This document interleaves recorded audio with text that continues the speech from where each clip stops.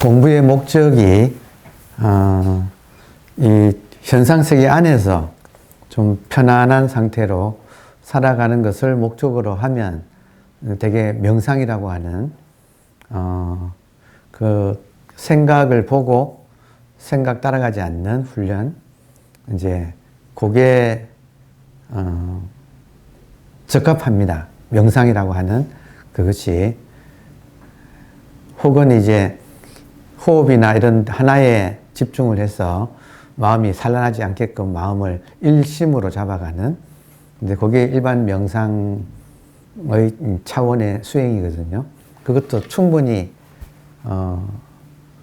효과가 있고, 또 그걸 필요로 하는 분한테는 그것이 이제 적합하다고 생각이 들어요. 근데 거기서 한 걸음 더 나아가면, 그걸 오래 해본 사람들이 느끼게 되는 것은, 그것은 일심은 항상 마음을 하나로 모으는 것에 신경을 써야만이 그런 편안한 상태를 유지할 수 있으니까, 그 마음을 유지하려면 계속 무언가에 하나에 마음을 모아서 살아가야 되는 이제 그런 입장이 돼요. 그래서 조금 더 이제 공부가 깊어지는 사람은 이러지 말고 그냥 뭔가 일심, 호흡 같은 거, 아니면 어디 하여튼 하나에 집중해서 마음을 하나에 모아가는 기도나 염불이나 뭐 주력이나 다 마찬가지죠. 그러니까 그 하나에 마음을 모아가는 그것으로 효과가 상당히 있어요. 그래서 그건 일종의 기초라고 할 수 있어요. 근데 자꾸 해보면 아까 말씀드렸듯이 결국에는 그 방식으로는 생각의 문제를 해결할 수는 없다는 사실을 이제 결국 알게 돼요. 그러니까 생각으로부터 잠시 피해 있는 거지, 결국에는 생각이라는 문제 자체가 근원적으로 해결되는 것은 아니라고 하는 사실을 이제 알게 돼요. 그러면 이제 어떻게 하면 그럼 생각을 좀 근원적으로, 생각으로부터 일단 자유로워지고, 다음에 생각 자체가 나를 나를 힘들게 하지 않는, 생각이 아닌, 그렇게 저절로 되게, 그래서 오히려 마음을 툭 놓고 사는, 항상 무언가를 해야 되는 게 아니고, 어떤 수행의 세계를 죽을 때까지 해야 되는 게 아니고, 그냥 그 자체를 툭 놓고 살아도 성가시지 않게 되는, 더 이상 이제 생각이 번뇌가 되지 않는, 이제 그 방식을 찾아낸 게 모든 인간이 기독교의 선악과 불교의 탐진치 하는 그 분별심, 요 문제로부터 한번 내가 벗어나는, 그러니까 지구의 중력으로부터 한번 벗어나서 하늘 세계의 이 궤도에 안착하기. 그러니까 그 방식을 찾아낸 게, 그러니까 기독교를 말하면 선악과를 토해내는 거예요. 그러니까 선악과를 먹은 상태에서 이렇게 하는 게 아니라, 마음이 편해지는 게 아니라 아예 선악과 자체를 토해내는 것. 불교 같으면 탐진치 삼독 자체를 이렇게 한번 우리가 삼독을 해독한다고 해야 되겠죠. 근데 그 방법이 결국에는 분별심이 이게 깨져야 되는구나. 그래서 제가 보기에는 요 문제를 가장 잘 요약해 놓은 책이, 예를 들어서 신신명이라고 하는 불교의 그 시가 있는데, 그 신신명의 첫 구절이 지도문안 유혐간택, 의식을 알아차리는 건 어렵지 않다. 지금 끼어 계십니까? 예, 이 의식은 불생불멸이기 때문에, 이게 본질이기 때문에, 이거 알아차리는 것은 지극한 도는 문안, 어렵지 않다. 지금 깨어 계세요? 이거 알아차리는 건 어렵지 않아요. 근데 뭐가 문제냐면 유혐, 간택하는 거. 분별해서 좋다 나쁘다.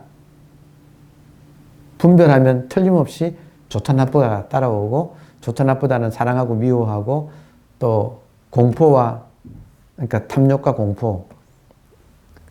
근데 마음대로 안 되는, 휘둘리는 그런 갈등과 고통에 이게 일련으로 쭉 따라오거든요. 그래서 근데 분별심의 뿌리가 뭐냐면, 분별심의 뿌리가 여러분 놀랍게도 우리가 쓰는 언어예요. 죽비가 되려면 죽비하고 죽비 아닌 것이 구분되어야, 분별되어야 죽비라고 하는 언어가 성립이 돼요. 하늘, 땅, 바다, 산, 인간, 남자, 여자 전부 다 이 전체에서 분별해서 떼어낸 것들이 언어의 단어들이에요. 맞나요? 그렇잖아요. 그죠? 그러니까 우리가 이미 언어의 체계 속에서 너무 오랫동안 살아왔기 때문에 분별심이 발달해 있을 수밖에 없어요. 왜냐하면 태어나자마자 저도 뭐 우리 손주한테 우리 애들이 곧 가르치는 것 같아. 엄마야 엄마, 아빠야 아빠 하면서 언어부터 가르치잖아요. 이 말은 그 원래 어린아이한테는 이 세계가 분별이 안 되는 통으로 하나의 세계인데, 이것을 이제 떼어가지고 이게 엄마야 아빠야 뭐 자동차야 이제 뭐 그림 보여주면서 모든 책이 또 자동차야 사과야 바나나야 하고 언어를 가르치는 게 그 애가 어릴 때부터 그렇게 그걸 봤잖아요. 우리도 그랬겠죠. 그러니까 지금 몇십 년이에요. 그러니까 정말 그 언어 체계가 꽉 잡혀가지고 보자마자 뭐다. 그러니까 언어가 그냥 언어가 아니고 그 언어 뒤에는 또 관념이 붙어가지고 시어머니 하면 어때요, 여러분? 객관적인 시어머니라고 하는 이 시누이 할까요? 이 말이 말로 안 끝나고 그 밑에는 딱 이 관념이 이미 이렇게 딱 붙어 있잖아요. 그러니까 우리가 이 언어 분별이라고 하는 것은 곧 언어 체계인데, 언어 체계로부터 벗어나기가, 이 언어 체계가 당기고 있는 분별하는 이 습관이라고 하는 중력으로부터 벗어나기가 정말로 쉽지 않다 이거예요. 그러니까 이게 불생불멸하는 우리의 본래의 면목이 의식이라는 말은 쉽게 알아듣는데, 알아들어도 아무 소용이 힘이 없는 게, 어린아이가 뭐 일을 할 수 없고 죽순으로 뗏목을 만들 수 없는 것처럼 이거를 알아차렸다고 해서 우리가 이 의식으로부터 휘둘리는 이 습관적인 고통, 이 불만족과, 여러분, 언어 중에서 가장 강력한 언어가, 이 분별 중에서 가장 강력한 분별은 나예요. 나라고 하는 분별이에요.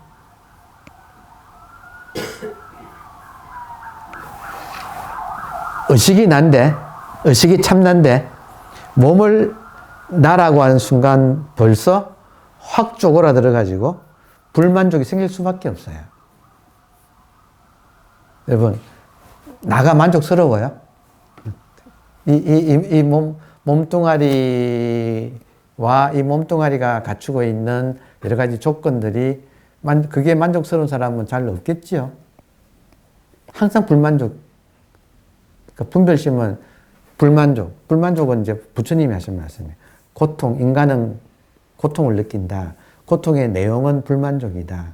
그러니까 그 불만족을 제가 오늘은 불안이라고 하는, 현대인은 특히 이 불만족이 불안이 되어가지고, 그러니까 이런 문제가 알고 보면 나 개인의 문제가 아니라 이 구조적인 문제고, 이 구조의 가장 기본은 언어 체계예요.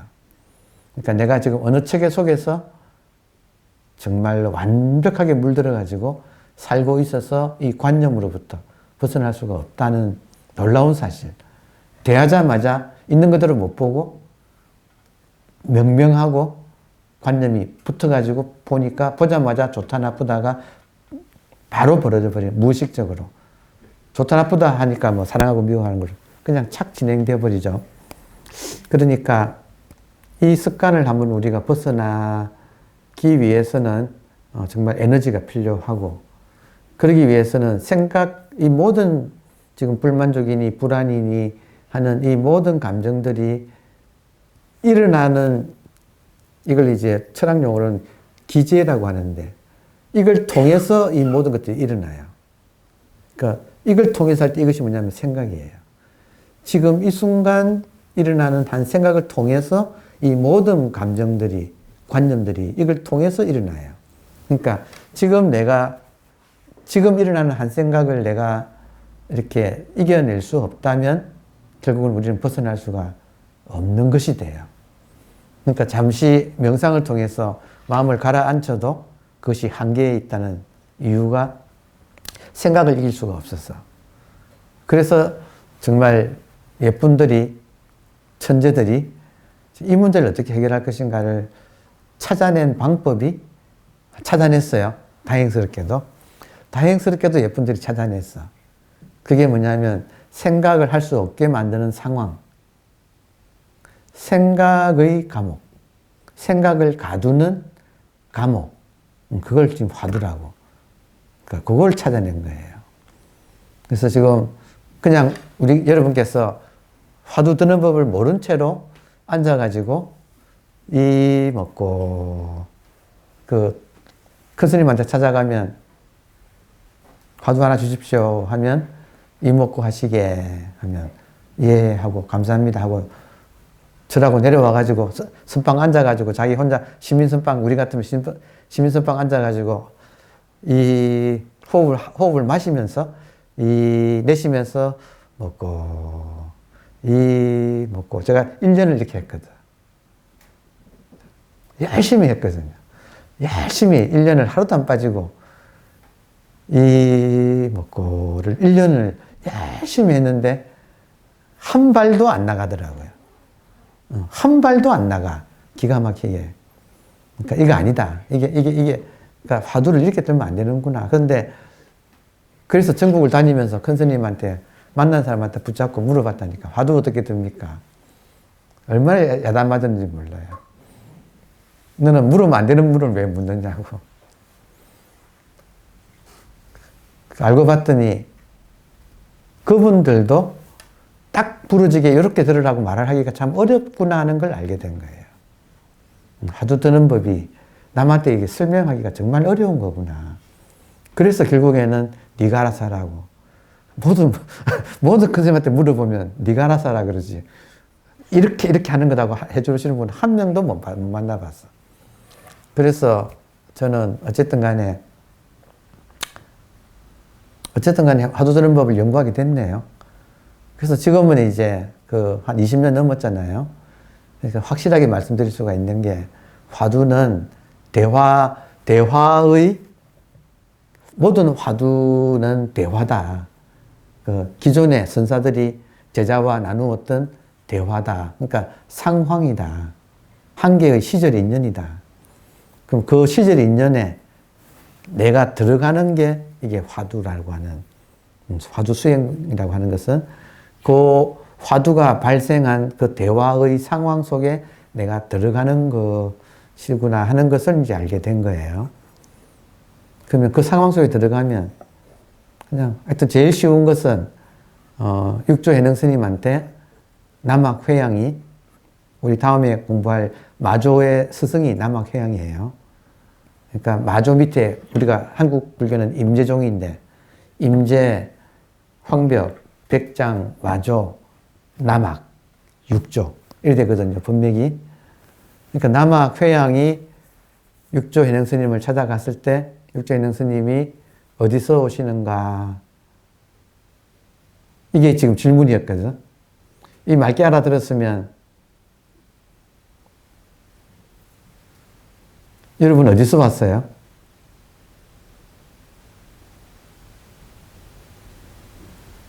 만약에 여러분 중에 한 분이 부산에서 왔습니다. 그러면 부산에 사시기 전에는 어디 있다 오셨어요?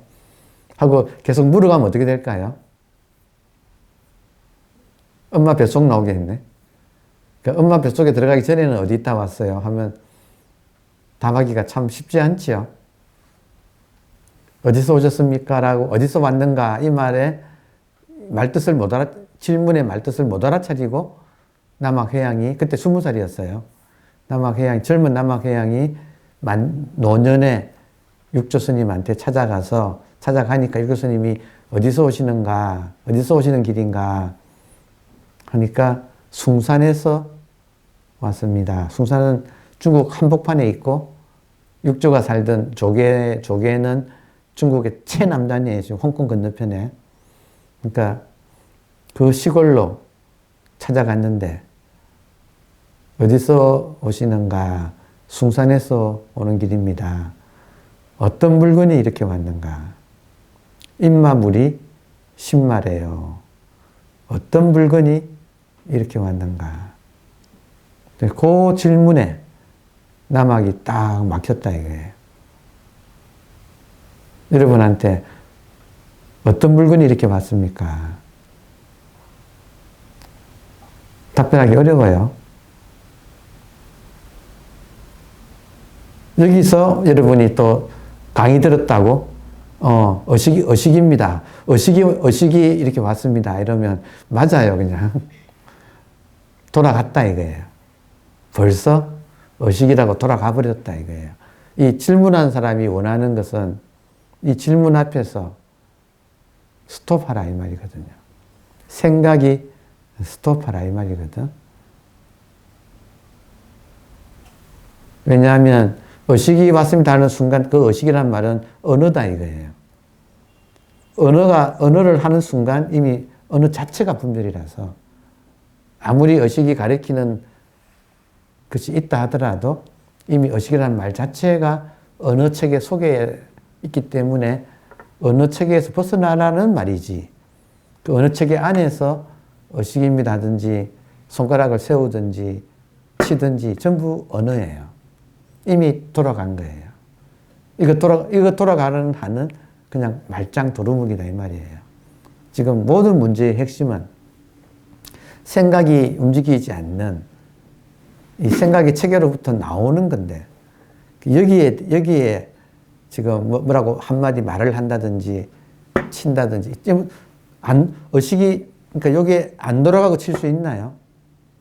어떤 물건이 왔는가 할 때 자기의 지금 어식이라고 하는 걸 안다고 하더라도 이걸 표현하기 위해서는 말로 하면 안 되는구나 하고 알고 움직여버리면 입을 열어도 그렇고 몸을 움직여도 그렇고 한번 움직이면 호리유차에 틀 것만큼의 차이에 천지형격 하늘과 땅이 벌어져 버린다. 그러니까 그 뭐라고 해도 그냥 벌써 틀린 거예요. 그걸 원하는 게 아니다 이거예요. 그러니까 여러분이 그 어떤 답을 하더라도 이미 생각이 돌아가 버린 거다고 말을 할 수가 있어요. 그게 호리유차에서 파기되어 버려요. 그러니까 이 질문 앞에서 그냥 꽉 막히는 거예요. 그냥 꽉 막혀가지고 그걸 견뎌내면서 결국에는 분별심이라고 하는 습관이 녹아요. 그 꽉 막힌 상황. 문제는 그 꽉 막힌 상황이 보통 사람한테는 주리를 틀고 싶듯이 이것이 힘들다는 거지. 힘들어요. 그래서 하여튼 가장 쉽게 비유할 수 있는 것은 젊은이들이 대화하다가 대화 자체가 뚝 끊어지면 그러니까 이야기할 거리가 없어가지고 서로 간에 좀 안 맞아가지고 대화 자체가 뚝 끊어지면 그 끊어진 상태를 방송사고라고 하잖아요. 이게 굉장히 이게 그 어색하고 불편하고 뭔가가 짜증스럽고 해서 그 상황을 못 참는 거. 그래서 그걸 젊은이들은 아이스라고 부르고 그러니까 그 아이스를 깨기 위해서 스몰 토킹을 그냥 날씨 이야기하고 뭐 영화 이야기하고 하여튼 스몰 토킹을 가지고 이걸 깬다 이거예요. 그러니까 이 생각이 돌아가야 마음이 편하지 생각이 딱 끊어진 상태로 있으면 분별심 입장에서는 에고 입장에서는 너무너무 이 상황이 불편한 근데 요거를 견디는 거지. 그러니까 공부가 안 돼야 되는 거지. 어떻게 하라는지 몰라야 되고 뭔가가 진짜 짜증스럽고 막히고 그냥 깝깝하고 이래야 공부지. 아, 이겁니다. 뭐 저겁니다. 아, 뭐 압니다. 모릅니다. 뭐 하여튼 이렇게 돌아가 버리면 안 된다 이거예요. 안 된다. 그러니까 꽉 막혀가지고 버티는 거. 그러니까 요게 지금 화두 드는 법이에요. 근데 꽉 막혀서 버티다 보면 한 인간이 이렇게 생각을 못하고 생각 쪽으로 못 가고 그냥 굳은 상태로 버티다 보면 엄청난 일이 벌어져요. 다시 말하면 그 사람의 업이 가만히 있지를 못하고 이것이 터져 나와요. 그러니까 업이 엄청나게 쏟아져 나온다. 이걸 업의 경계라 그래요. 업경이라 그래요. 업의 경계. 그러니까 그런 거를 내가 쏟아내면서 견뎌내는 거. 이래야 짧은 시간 안에, 이거는 오래 안 걸려요. 아무튼 짧은 시간 안에 한번 자기가 이걸 고비를 이겨낸다. 그래서 이 분별심이 쑥 내려가는, 그 밑창이 터진다고 표현해요. 물통을 담은 물 바가지에 이걸 위에 이제 손잡이 있어서 우물에 가서 떠가지고 오면 옛날 물통은 그 나무 판때기를 이렇게 이어가지고 거기다가 이렇게 태를 둘러가지고 이렇게 오잖아요. 그게 오래되면 그게 헐거워져가지고 밑창에 둘렀던 양철이 그게 탁 터지면서 물이 콱 쏟아지잖아요. 그러니까 그런 식으로 비유를 했어요. 밑창이 터진다. 물통에 밑창이 터진다. 이런 식으로 이 분별심이 한번 콱 쏟아져 내리는, 부서지는. 그러니까 그런 이제 경험이란 것이 이제 있다. 문제는 그것이 터질 때, 나의 분별심이 사라질 때, 화두가 질문이 더 이상 질문의 역할을 못해요. 내가 지금 분별심이 있으니까 막히지. 내한테 분별심이 없으면 부처가 온들, 예수님이 온들, 아무런 그게 없잖아요. 그 어떤 질문도 나한테 문제가 되지 않는다 이거예요. 그 어떤 질문도 나한테 문제가 되지 않는다. 왜냐하면 내 생각이 안 돌아가니까. 내가 정말로 생각이 안 돌아가면 그 어떤 질문이나 그 어떤 뭐 휘황찬란한 경계가 와도 내하고는 아무 상관이 없어진다. 정말로 무심해서 여여부동하게 된다. 그러니까 그러려면 한번 이 분별심이 한번 터져나가야 되는데 그것이 터져나가는 방법이 지금 이 질문 앞에서 움직이지 않는 거예요. 그러니까 이거를 집중 수행 때는 앉아서 여기에 집중해서 이거를 하고, 그러니까 저 같으면 집에서는 안 되니까, 집에서는 이렇게 집중한다 이 말을 해보시면 아시겠지만 도반들이 같이 앉아 있으면 못 움직여요. 집에 있으면 500가지 합리적인 생각이 탁 들어. 골프 하시는 분이 그런 말 하시더라. 골프 하시는 분이 거의 나가면 처음 뭐라 그럽니까? 티그라운드라고 하나? 처음 거기에 나서가지고 탁 칠 때 그게 잘 안 맞고 옆으로 휙 나간대요. 그러면 봐줘. 그러고 다시 친대요. 근데 봐줘 할 때 500가지 합리적인 생각이 일어난대. 자기가 이렇게 못 친 이유가 500가지나 된대요. 그러니까 집에서 혼자 앉아 있을 때는 이 버티기가 어려운 게 벌떡 일어나야 된다고 일어나 버리는 500가지 생각이 와서 일어나 버린다 이거예요. 그러니까 도반끼리 모이고 호법을 쓰는, 이렇게 잘 법을 지키는 법을 지키는 이런 환경 속에서 도반들끼리 서로 간에 또 단합하고 어떤 의미로는 서로 또 경쟁도 하고 그래서 서로 감시하는 그 환경 속에서 이걸 버텨서 집중하는, 그러니까 그게 필요하기 때문에 혼자 집에서는 잘 안 되기 때문에, 그러니까 저 같으면 오늘 이제 차 마시니까 좋더라. 그러니까 차를 마실 때 집중해서 생각 없는 상태에서 차를 마시는 것은 훨씬 더 잘 된다. 혼자서 묵은 다도하는 것이 좋더라 하고 소개를 한 거예요. 모여서는 집중 수행을 하고 이게 혼자서는 잘 안 되기 때문에 집에서는 이런 다도나 뭐 붓글씨 쓰는 사람들은 서예를 한다든지 하여튼 도를 집에서는 하는 게 좋더라. 그러니까 그렇게 제가 소개를 한 거예요.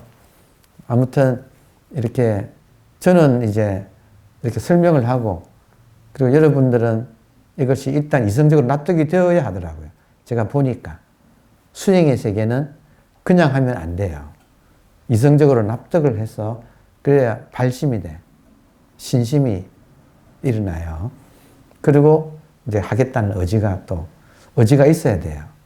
그래서 처음부터 이런 법문 많이 들은, 유튜브에서 법문 많이 들은 사람들은 모든 유튜브 법문은 기본적인 전제가 무위법이거든요. 참선한다 그러면 무위법이거든요. 무위법은 함이 없는 거예요. 그러면 수행하면 안 된다. 수행하면 벌써 움직인 거다 이 말이에요. 그러니까 수행하면 안 된다. 그리고 이제 무위로 해야지. 어떤 자기를 넣으면 안 된다. 이런 말을 많이 해요. 근데 제가 보기에는 그 말을 하는 그분한테는만 해당되는 말이야. 그 말이.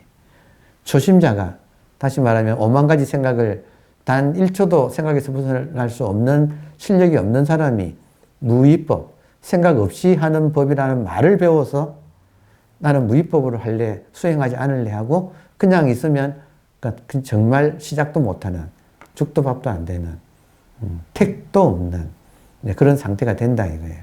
그게 아니라 수행이라는 세계가 엄연히 있고 화엄경에서는 신해 행정 먼저 믿고 네 가지 단계예요. 수행에서 깨닫는 단계가 신, 먼저 믿고 해, 본문 들으면서 이해하고 이 원리를 납득을 해야 돼. 그리고 행, 수행을 해야 돼. 그리고 정, 깨달음이 일어나는 거예요. 신, 해, 행, 정.